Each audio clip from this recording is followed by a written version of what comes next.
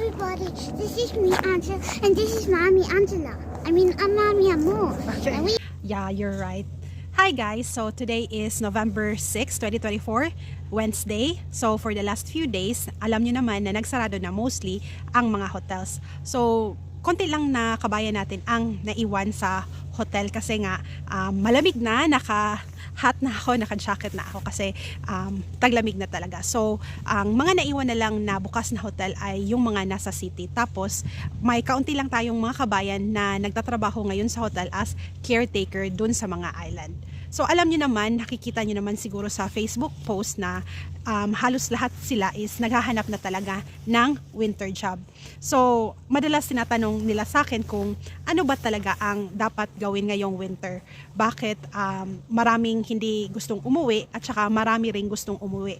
Pero sila lahat is naguguluhan sila kung ano ba talaga ang dapat gawin. Talaga, Angela, what are you doing to my head? Well, anyway, okay. Na-mention ko na to sa ibang videos ko, pero uulitin ko ulit ngayon. So, ang tanong ngayon is, anong gagawin pagka winter? Kailangan bang umuwi sa Pilipinas o pwede bang magstay? Okay, una muna nating pag-usapan is, TNT ba kayo or legit kayo na may karapatan kayo magstay sa Greece? Ang TNT lang ay yung mga walang papel. Kung meron kayong residence permit ID, yung ganito, meron kayong ID, residence permit ID, is legal po kayo. Kalimutan nyo na po yung visa, okay? Kung nag-expire na po yung visa ninyo, hindi na po yun valid. As long as meron kayong residence permit application is hindi po kayo TNT, legal po kayo. So let's say bago lang na issue, bago lang nag-apply ng residence permit. Hindi po kayo TNT, legal po kayo na nandito sa Greece. Kasi as long as meron permit application is legal kayo.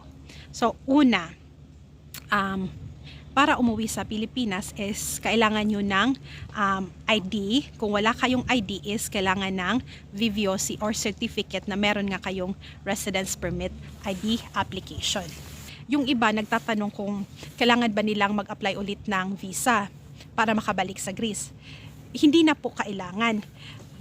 Ilang beses na akong umuwi sa Pilipinas na ito lang dala ko, yung ID lang, kasi yan lang talaga ang kailangan, kasi para po siyang green card. Kung narinig nyo yung green card sa Amerika, ganyan po dito sa Europe. Wala na pong visa ang mga residents, okay? Wala nang visa. Ang hawak lang ng lahat ng foreigners is itong ID, kasi as soon as makarating ka dito, dapat mag-apply ka agad ng ID.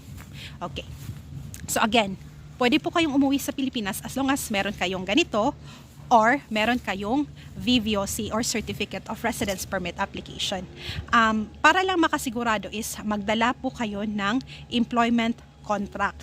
Yes, kasi yung immigration natin sa Manila, minsan, di ba, stricto, hindi talaga required na magtanong sila ng kahit ano-ano pa. Pero yung sinasabi ng iba is baka hanapan raw kayo ng employment contract. So, yun lang po. As long as maipakita ninyo na meron naman kayong trabaho, so dapat hindi na kayong pigilan ng immigration na bumalik sa Greece. Kahit nga walang trabaho, as long as merong ID or merong VVOC, hindi na dapat pinipigilan ng immigration kasi hindi naman kayo TNT, di ba?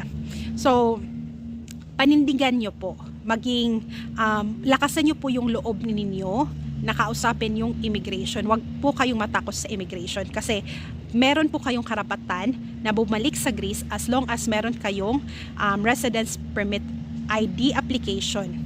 Okay, kahit hindi pa yan approved, as long as merong VVOC or certificate na meron nga kayong application, pwede po kayong bumalik sa Greece. Okay, so fake news po yung sinasabi na valid lang yung VVOC until 2024.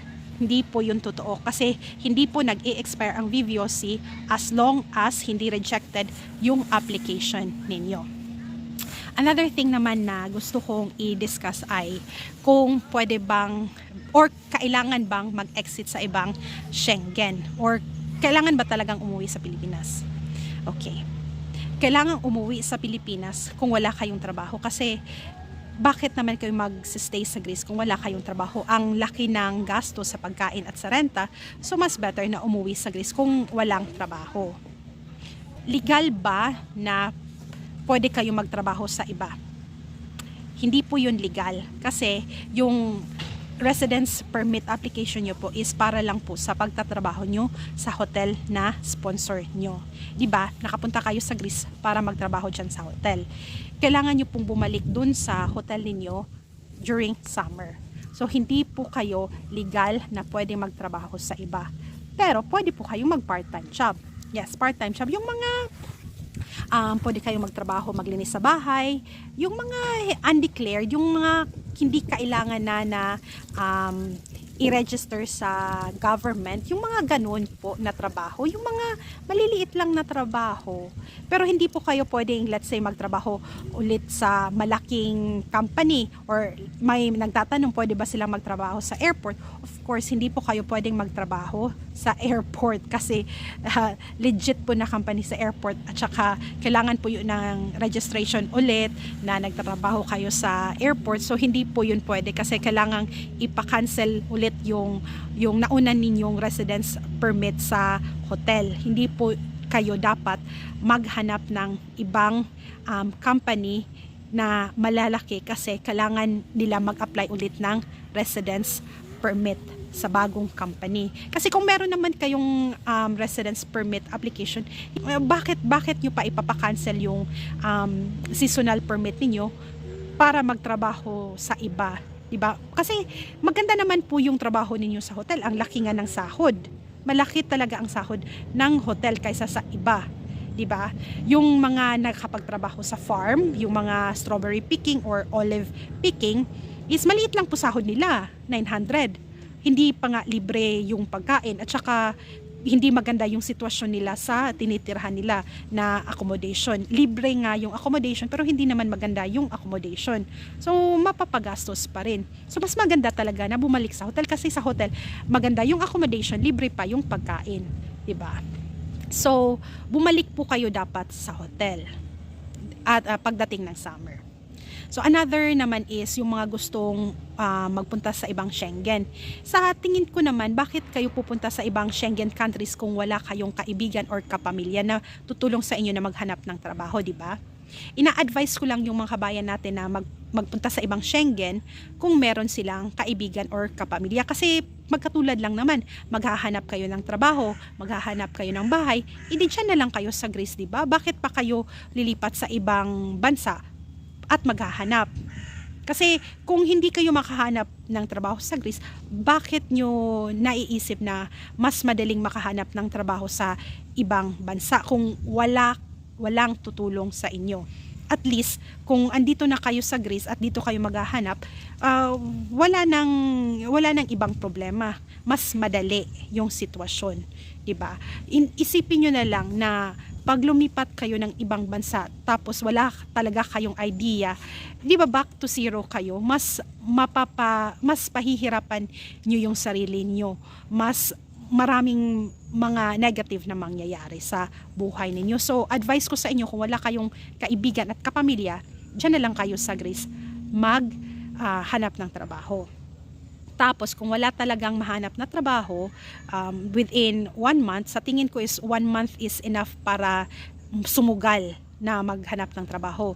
Kasi, mahaba pa yung winter, matagal pa yung hotel niyo na magbubukas. So, anong gagawin nyo sa Greece kung walang trabaho? So, sa tingin ko na within 1 month na wala talaga kayong mahanap na trabaho is umuwi na lang sa Pilipinas. Tsaka mas better na mag-book na kayo ng ticket in advance kasi habang mas mura pa, makakahanap pa kayo ng murang ticket dun sa Scoot.